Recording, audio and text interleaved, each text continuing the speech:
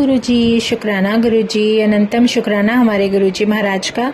ओम नमः शिवाय, शिव जी सदा सहाय। ओम नमः शिवाय, गुरु जी सदा सहाय। शुक्राना अनंतम शुक्राना। आज हम चैप्टर नंबर 26 कर रहे हैं, जिस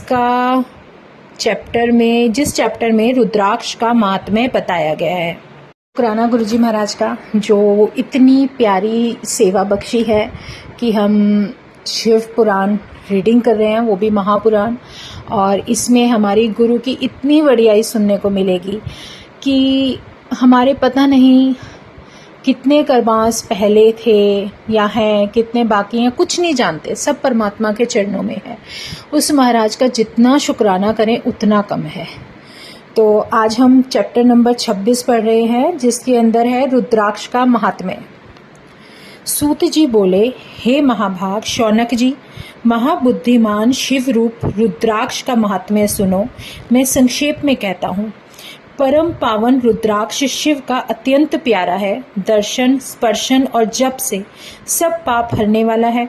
हे मुने, पहले परमात्मा शिव ने लोक के उपकार के निमित्त देवी के आगे रुद्राक्ष की महिमा कही थी।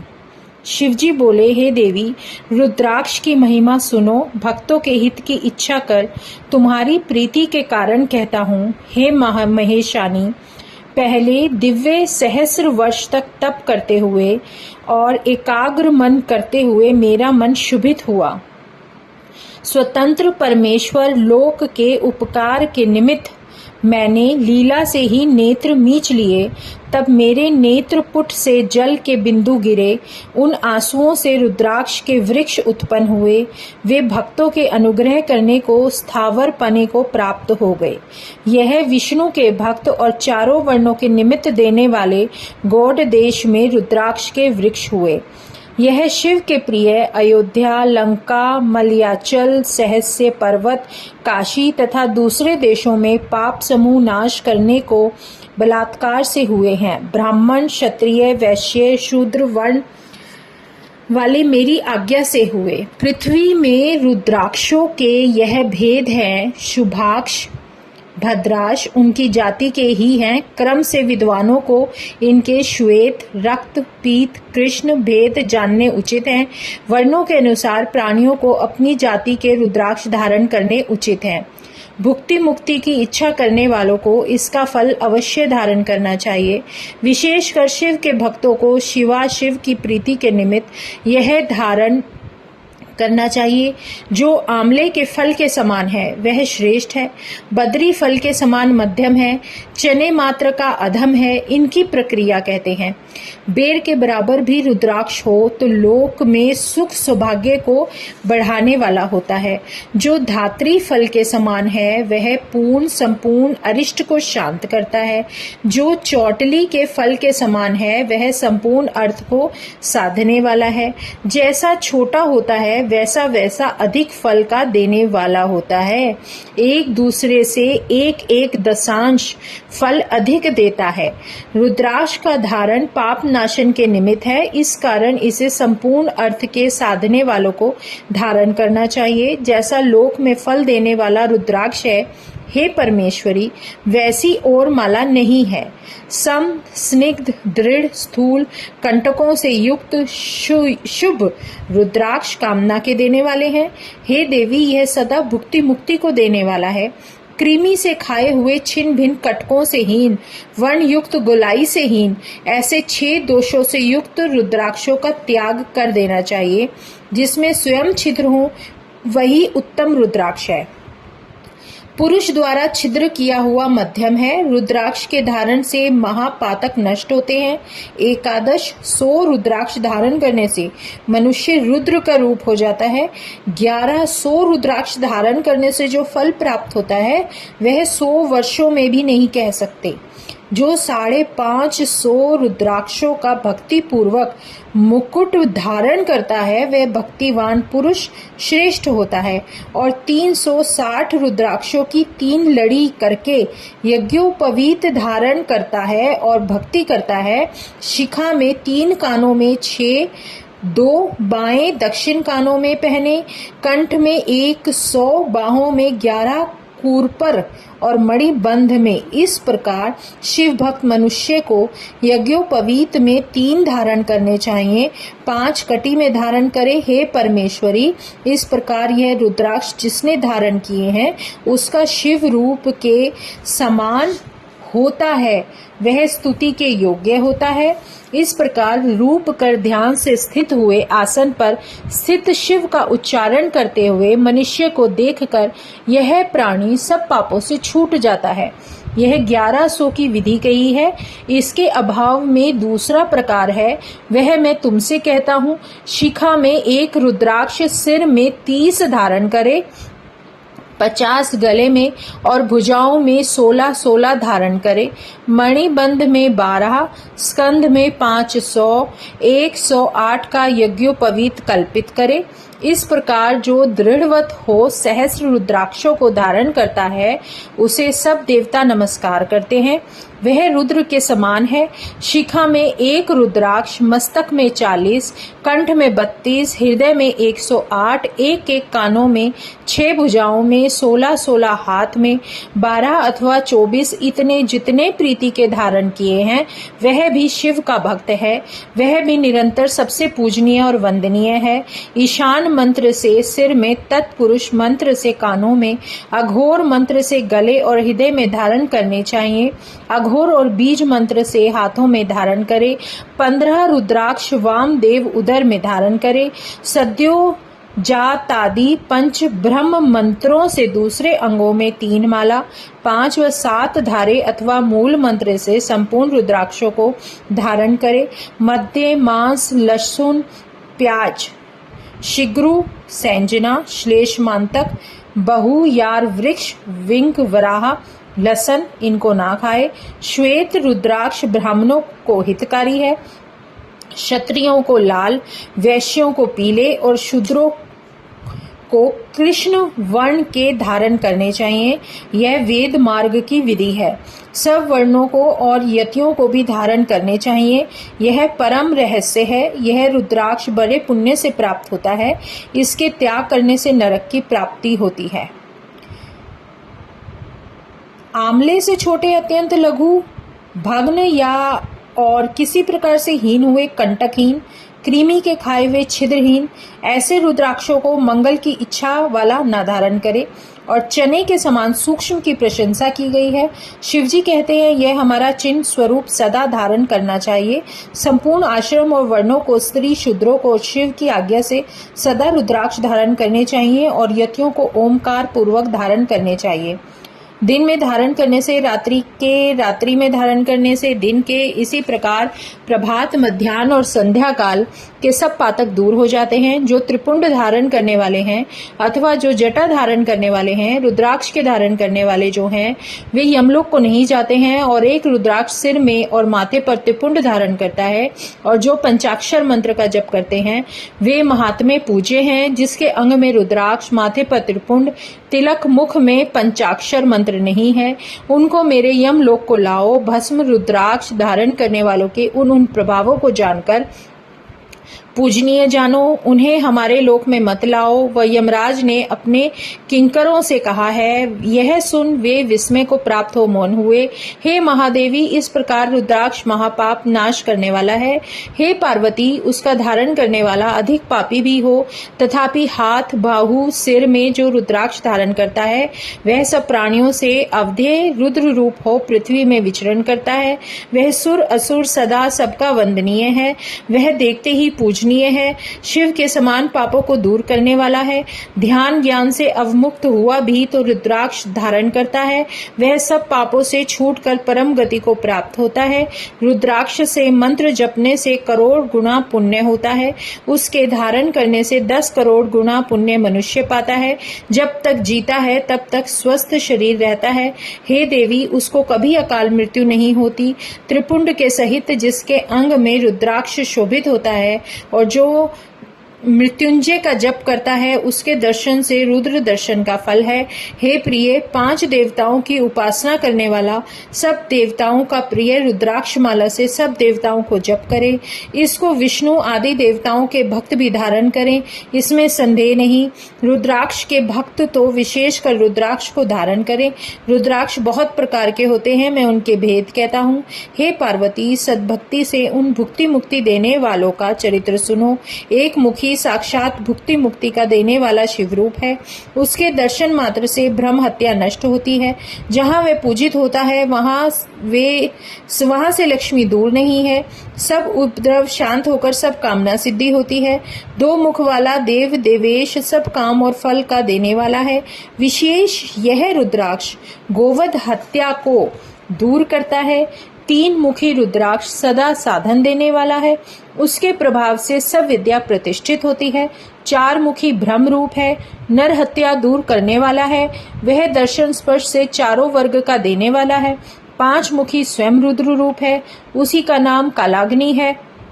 सब मुक्ति और सब कामना को देने वाला है। अग्नि से में गमन करने वाले, अभक्ष्य भक्षण करने से जो पाप है इत्यादि और भी पाप पंचमुखी रुद्राक्ष दूर करता है। 6 मुखी कार्तिकेय स्वरूप है। उसको दक्षिण भुजा में धारण करे तो वह भ्रम हत्या आदि के पापों से छूट जाता है, इसमें संदेह नहीं। हे महेशानी, 7 मुख का अनंग होता है। उसके धारण करने से दरिद्र भी ईश्वर हो जाता है। 8 मुख का रुद्राक्ष वसु मूर्ति भैरव रूप है।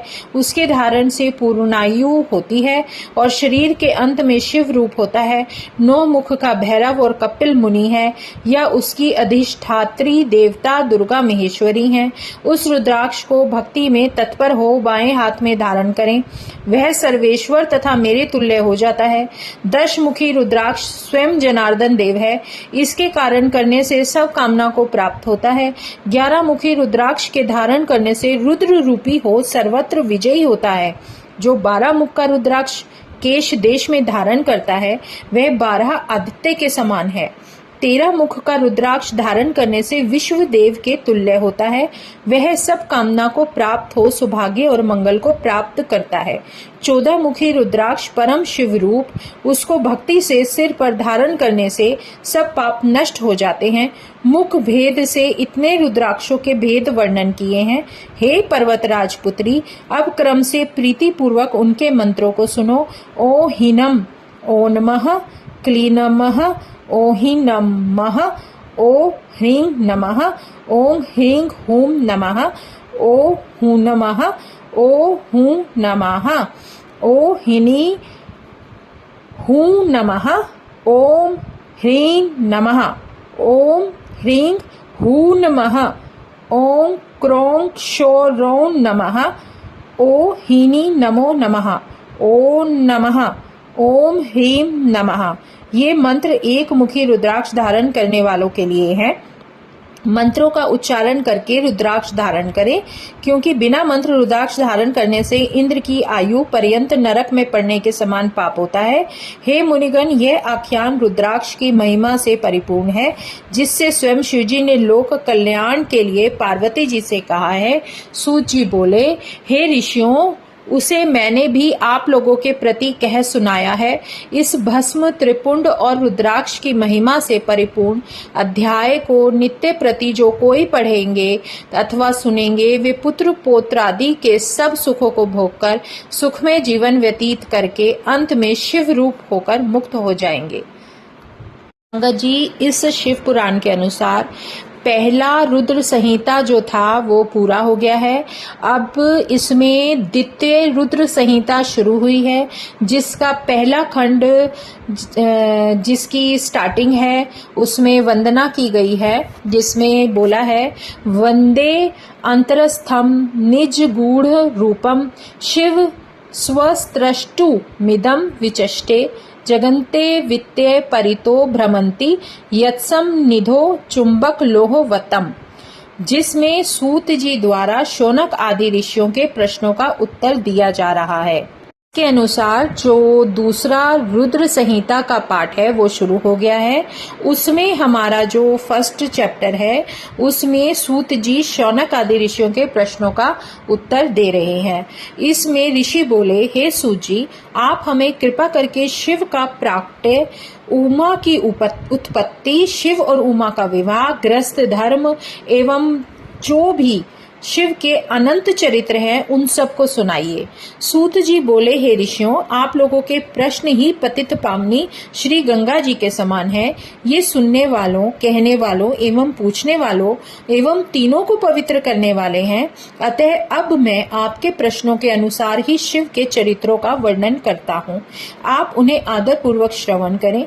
आपके प्रश्नों के अनुसार ही नारद जी ने अपने पिता श्री ब्रह्मा जी से यही प्रश्न किया था कि तब ब्रह्मा जी ने प्रसन्न होकर शिव चरित्र सुनाया था। ऋषि बोले, हे सूत जी, इस सुंदर संवाद को आप हमें विस्तार सहित सुनाइए, क्योंकि इस संवाद में भव सागर से मुक्त कराने वाले गौरीश की अनेकों आश्चर्यमयी लीलाएं वर्णित हैं।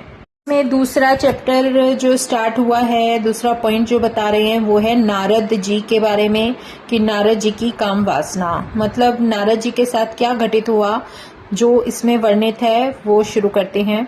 सूत जी बोले, हे ऋषियों, एक समय ब्रह्मा पुत्री नारद जी हिमालय पर्वत की एक गुफा में मौन होकर बैठे बहुत दिनों में पूर्ण होने वाला तप कर रहे थे। उसके उग्र तप को देखकर इंद्र डर गए और विचार करने लगे कि कहीं ऐसा न हो नारद जी मेरे राज्य सिंहासन को पाने के लिए तप कर रहे हों। यह विचार कर इंद्र ने कामदेव को बुलाया और कहने लगे, हे कामदेव, तुम मेरे परम मित्र एवं हितैषी हो। देखो, नारद हिमालय पर्वत की गुफा में बैठकर दृढ़ आसन से तप कर रहे हैं। कहीं ऐसा ना हो कि वह वरदान में ब्रह्मा जी से मेरा राज्य और सिंहासन ही मांग बैठे। अतः तुम आज ही वहां जाकर उसके तप को भंग कर दो। इंद्र की यह आज्ञा पाते ही कामदेव जी वहां पहुंच गए और तप भंग करने के लिए नाना प्रकार के प्रयत्न करने लगे। उसने नारद का मन विचलित करने के लिए अनेकों प्रयत्न किए, परंतु उनसे नारद जी पर कोई असर नहीं पड़ा। यह सब तो सदाशिव की ही कृपा थी। दूसरे उसी स्थान पर स्वयं सदाशिव ने भी तपस्या की थी, इसलिए नारद जी का तप भंग नहीं हो सका। कामदेव को भस्म कर देने का भी यही स्थान है। वैसे भी कामदेव की माया इस स्थान पर नहीं चल सकती थी, क्योंकि जब सदाशिव ने कामदेव को भस्म किया था तो उनकी पत्नी रति के जीवित होने के लिए प्रार्थना की थी, परंतु जब देवताओं ने श्री महादेव जी से प्रार्थना की तब महादेव जी ने कहा था कि कामदेव कुछ काल पर्यंत जीवित हो जाएगा, परंतु इस स्थान पर और इस स्थान के अलावा जहां तक यह भस्म होता दिखाई देता है वहां तक की पृथ्वी में इसकी माया एवं काम बाण सफल नहीं हो सकेंगे। यह लज्जित होकर इंद्र के पास लौट गया। यह सब शिव की माया थी, जिसे ना समझकर इंद्र ने नारद जी की तपस्या की प्रशंसा की थी। श्री शिव की महिमा का उसे पता ही न लगा। वह आश्चर्य में पड़ गया। सदाशिव की परम कृपा से नारद जी ने बहुत काल तक तपस्या की। अपने तप को पूर्ण हुआ समझकर नारद जी उठे तो उन्हें कामदेव पर विजय प्राप्त करने का ध्यान आया। तब तक उन्हें अपने मन में अभिमान हुआ कि मैंने कामदेव को जीत लिया। इस प्रकार के अभिमान से उनका ज्ञान नष्ट हो गया। तब वे अपनी काम विजय की कथा श्री महादेव जी को सुनाने के लिए शीघ्र ही कैलाश पर्वत पर जा पहुंचे। वहां जाकर नारद जी ने शिवजी को प्रणाम करके अपनी तपस्या की सफलता का समाचार तथा कामदेव पर विजय पाने का सब समाचार कह सुनाया। तब भक्त वत्सल महादेव जी ने नारद जी की प्रशंसा करते हुए कहा, हे नारद जी, तुम तो परम धन्य हो, परंतु मेरी एक बात याद रखना कि यह समाचार अन्य किसी भी देवता को ना सुनाना, अर्थात विशेषकर विष्णु भगवान से इस बात को ना कहना।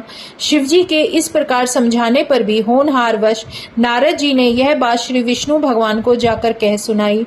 यह सब श्री सदाशिव की ही माया थी। तत्पश्चात नारद जी ब्रह्मलोक में जा पहुंचे और वहां ब्रह्मा जी को नमस्कार करके अपने तपोबल से कामदेव पर विजय प्राप्ति का समाचार कह सुनाया। ब्रह्मा जी ने भी शिव स्मरण करके सब कुछ जान लिया और कहा, हे पुत्र, इस बात को किसी से मत कहना। परंतु नारद जी ने ब्रह्मा जी के वचनों पर कोई ध्यान नहीं दिया। यह सब भी सदाशिव की मोहिनी माया का ही प्रभाव था। जब नारद जी के मन में अभिमान के अंकुर उत्पन्न हो गए और अभिमान से बुद्धि नष्ट हो गई, तब वे तुरंत ही विष्णु लोक में जा पहुंचे। जब विष्णु भगवान ने नारद जी को आते देखा तो अपने सिंहासन से उठकर उन्हें आदर सहित अपने सिंहासन पर बिठाया और शिव जी के चरणार विंदों का ध्यान करके भगवान विष्णु से बोले, हे नारद जी, आप कहाँ से आ रहे हो और इस लोक में आपका शुभागमन किसने किया और किस लिए किया? भगवान विष्णु के ये वचन सुनकर नारद जी ने अहंकार के साथ अपने तप के पूर्ण होने और कामदेव पर विजय प्राप्त करने का समस्त हाल कह सुनाया। तब विष्णु भगवान बोले, हे नारद जी, आपकी मोहिनी परम धन्य है। हे तपोनिधि नारद, आपकी कीर्ति एवं निर्मल बुद्धि धन्य है। हे मुनिनाथ, काम क्रोध एवं लोभ मोह तो उस मनुष्यों को पीड़ित करते हैं जो भक्तिहीन हैं। आप तो ज्ञान वैराग्य से युक्त हो, सतत ब्रह्मचारी हो, फिर भला वह विकारी काम आपका क्या बिगाड़ सकता था? देवर्षि नारद बोले, हे भगवान, यह सब आपकी ही कृपा का फल है। आपकी कृपा के आगे बेचारे कामदेव का क्या सामर्थ्य है जो मेरा कुछ बिगाड़ सके? मैं तो सदा ही निर्भय हूँ। इतना कहकर नारद जी विष्णु भगवान को नमस्कार करके वहां से चले गए। थर्ड इसमें चैप्टर आ रहा है नारद जी द्वारा शिवगणों को शाप, कि नारद जी शिवगणों को शाप कैसे देते हैं और क्यों देते हैं। ऋषि बोले, हे महाभाग व्यास शिष्य सूत जी, आपको नमस्कार है जो आपने कृपा कर हमारे लिए इस अद्भुत चरित्र का वर्णन किया है। हे तात, यह सब आप हमसे कहिए। श्री व्यास जी कहते हैं कि जब पौराणिकों में उत्तम सूत जी से ऋषियों ने इस प्रकार पूछा तो उनकी अनेक स्तुतियों को सुनकर शिवजी का स्मरण करते हुए सूत जी बोले कि जब नारद जी चले गए तो भगवान ने अपनी माया को प्रेरित कर नारद जी के जाने वाले मार्ग में 100 योजन विस्तार वाले एक सुंदर नगर की रचना कर दी, जो उनके विष्णु लोक से भी सुंदर और अनेक वस्तुओं से परिपूर्ण था, और जिसमें ऐश्वर्य संपन्न शील निधि नाम का राजा अपनी पुत्री के स्वयंवर का महान उत्सव कर रहा था, और जिसमें चारों ओर के राजा आए हुए थे तथा वे सभी कन्या के वरण में उत्सुक हुए। उनके अनेक प्रकार के वर्षों से शोभा संपन्न थे। ऐसे नगर को देखकर नारद जी मुग्ध हो गए और उनमें बहुत ही ज्यादा काम का अद्भुत संचार हो आया। कौतुकी नारद राजा के द्वार पर जा पहुंचे और राजा निधि ने उन्हें श्रेष्ठ रत्नों के सिंहासन पर बैठाकर उनकी पूजा की और श्रीमती नामक अपनी कन्या को बुलाकर नारद जी के चरणों में प्रणाम कराया। तब उस कन्या को देखते ही नारद जी विस्मित हो राजा से उसका परिचय पूछने लगे और परिचय पाकर काम विहल हो उसे पाने की इच्छा कर राजा से बोले कि हे राजन, तुम्हारी ये कन्या सब लक्षणों से युक्त है, बड़ी भाग्यशालिनी और धन्य है। इसमें लक्ष्मी के वे सभी गुण विद्यमान हैं और देवताओं में श्रेष्ठ, सबका ईश्वर, जो किसी से ना जीता जा सके, शिवजी के समान विभु, और जो काम को जीतने वाला होगा निश्चय ही वही उसका पति होगा। ऐसा कहकर नारद जी राजा को आज्ञा देकर शिव माया से मोहित स्वेच्छा पूर्वक वहां से चल दिए और मन में विचारने लगे कि इसको स्वयंवर में किस प्रकार प्राप्त करूं तथा ये सब राजाओं को छोड़ अकेले मेरा ही वरण कैसे करेगी। स्त्रियों को प्राय सुंदरता ही अत्यंत प्रिय होती है, जिसे देखकर स्त्रियां प्रसन्न हो निसंदेह उसके वश में आ जाती हैं। तब विष्णु जी बड़े सुंदर हैं। नारद जी उनका रूप मांगने के लिए विष्णु लोक चले गए। वहां विष्णु जी को नमस्कार कर काम विहल नारद जी ने शील निधि राजा की विशाल नेत्रों वाली कन्या श्रीमती का परिचय देकर स्वयंवर में उसको वरण करने की इच्छा व्यक्त की और कहा कि यदि आप अपना रूप मुझे दें तो अवश्य ही वह मुझको प्राप्त हो सकती है। आपके बिना वह मेरे कंठ में जयमाला नहीं डालेगी। हे नाथ, आप मुझे अपना रूप दीजिए क्योंकि मैं आपका प्रिय सेवक हूँ। सूत जी कहते हैं कि मुनि के ये वचन सुनकर भगवान हंसे और शिवजी की प्रभुता को जानकर दया से यह वचन बोले कि हे मुनि, आप जहां जाना चाहे वहां पर जा सकते हैं। जैसे वैद्य रोगी का हित करता है वैसे ही मैं आपका प्रिय कार्य करूंगा क्योंकि आप मेरे प्यारे हो। ऐसे कहकर भगवान विष्णु ने मुनि को बंदर का मुख दे दिया। इस पर कृपा करने के लिए अंतर्ध्यान हो गए। मुनि ने समझा कि हरि ने मुझ पर कृपा कर दी है, वह कृतार्थ हो चले, परंतु उनके यत्न को नहीं पहुंचाना। पहचाना ही नहीं। फिर मुनि श्रेष्ठ नारद जी शीघ्र ही वहां गए जहां राजपुत्रों से घिरा हुआ स्वयंवर हो रहा था। फिर तो राजपुत्रों से व्याप्त और दिव्य वह स्वयंवर सभा जो समय इंद्र की सभा के समान शोभायमान हो रही थी, उसमें जाकर नारद जी बैठ गए और विचार करने लगे कि अब तो मैं विष्णु रूप धारी मुझको राजकन्या निश्चय वरण करेगी। उन्होंने अपने मुख को कुरूप नहीं जाना।